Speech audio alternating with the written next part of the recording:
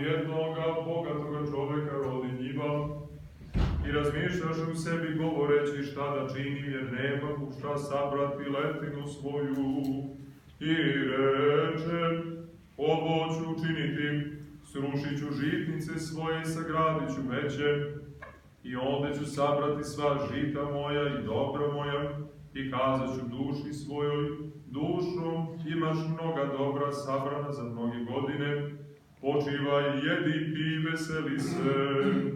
A Bog mu reče, bezumniče, ove noći tražit će dušu tvoju od tebe, a ono što si pripremio prije će biti.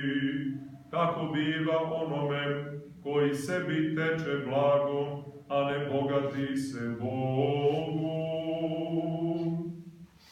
U vreme ono stade Isus na mestu ravno, mnogo učenika njegovih, i mnoštvo naroda iz sve Judeje, Jerusalima i iz primorja Tirskog i Sidonskog, koji dođoše da ga slušaju i da se isceljuju od svojih bolesti, i koje su mučili duhovi nečisti, i isceljivahu se.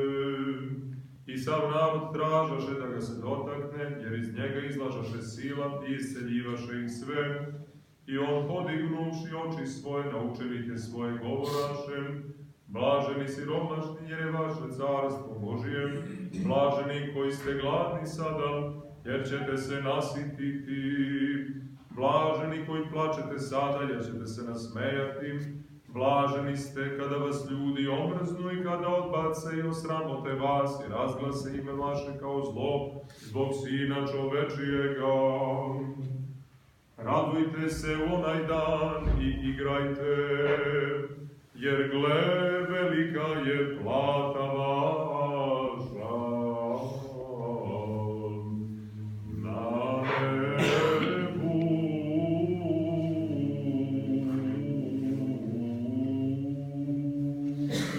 Slava tebi, Gospodi, slava tebi. U ime Otca i Sina i Svetog Duha.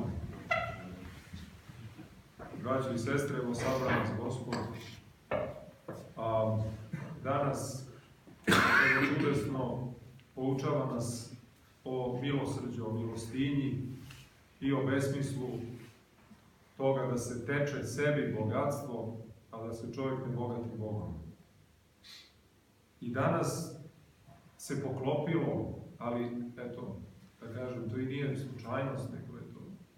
Nama je za pouku da slavimo i svetoga Jovana Milostivog, baš današnji dan, patrijarha Aleksandrijskog, koji je ostao upamćen i zato je dobio i taj nadimak i naziv Milostivi, ostao upamćen po svojoj milostinji, milostivom srcu.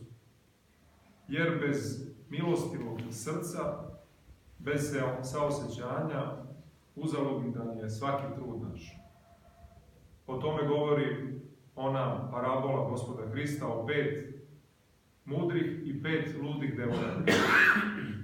Jer su sve one spremale se da dočekaju ženika po tadašnjem običaju, spremale su lampe da ga dočekaju sa tim svetiljkama, ali one mudre, naravno da su imale ulja u tim lampama da bi one mogle da gore, a one koje nisu bile milostive, koje nisu imale milosrdno srce, one nisu imale to ulje. Na grčkom jeziku su reči ulje i milost skoro sinonimi.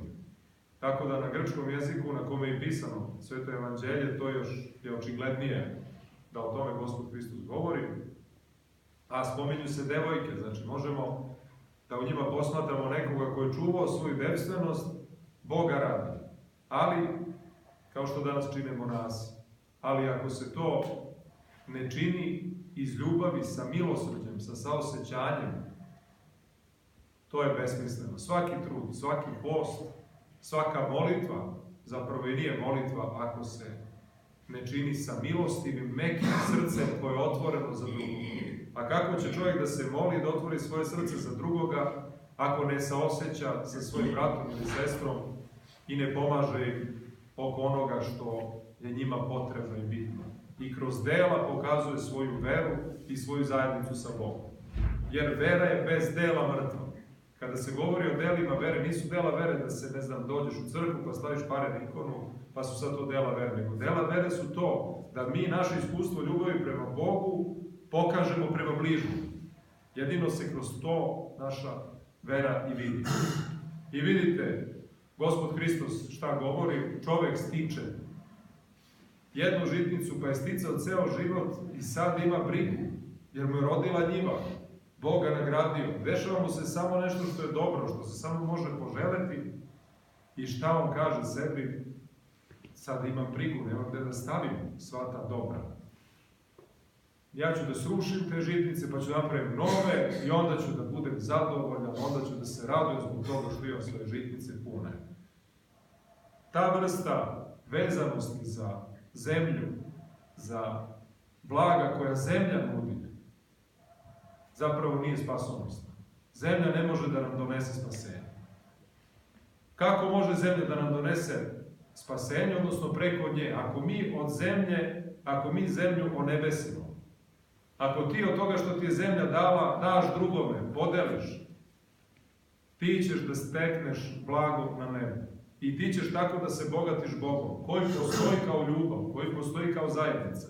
I zato bogaćenje Bogom jeste građenje zajednice u ljubavi sa drugim ljudima, sa svom tvorevinom, a pre svega zajednice sa samim Bogom. A vidite ovdje kako Hristos govori, tako je biva onome koji sebi teče blago. Znači, to je sticanje nekog blaga koje mi vezujemo za sebe i zatvaramo sebe u svoje biće. Ne pružamo se ka drugome. A onaj koji se bogati Bogom, on je otvoren prema Bogu. I ta zajednica sa Bogom i ljubav koju osjeća prema Bogu, ona ga poučava kako da se odnosi i prema svakome drugom. I u našem jeziku postoji ta sličnost da je bogat onaj koji ima Boga u sebi. Koji se bogati Bogom, koji neprekidno narasta u toj blagodati Božjoj koja mu se daje unutar u svome srcu. I zato je bitna molitva. Ali prava, iskrena molitva, ona kratka koju govorimo, Gospode pomiluj, Gospode Isuse Hriste pomiluj me. Sveti arhangeli i angeli, molite Boga za mene, presvetna Bogorodice, spasi me. I sve je to vapaj našeg unutrašnjeg bića ka drugome, ka Bogu, ka svetiteljima. I čovjek je stvoren zbog toga da bi razvijao sebe ka drugome, da bi gradio neprekidno crkvu Božju. I zato sva dela pobožnosti bez milostinje, bez milostivog srca koje može jednostavan čovjek da prepozna, su besmisleni. Kažu, nekad ima ljudi koji su jako primereni, pobožni, ali nekako nepristupačan, nekako ne osjećaš se nekako neku slobodu i radost u njegovom prisustvu. A svetitelji su ljudi koji su blaženi jednostavno svojim prisustvom. Evo, jednostavno ti je drago da budeš u njegovoj blizini i da osjećaš radost koju on osjeća. Neka bi Gospod Bog dao da se bogatimo pre svega njime, a sva zemaljska dobra da nam budu takođe zbog toga da bi se samo ljubav umnožavala i na ovome svetu da bi se proslavljalo ime Oca Nebeskog onako kako se proslavlja na nebesima, a da ga slavimo zajedno sa Sinom i Svetim Duhom kroz sve vekove. Amin. Recimo svi u sve duše i uma svoje.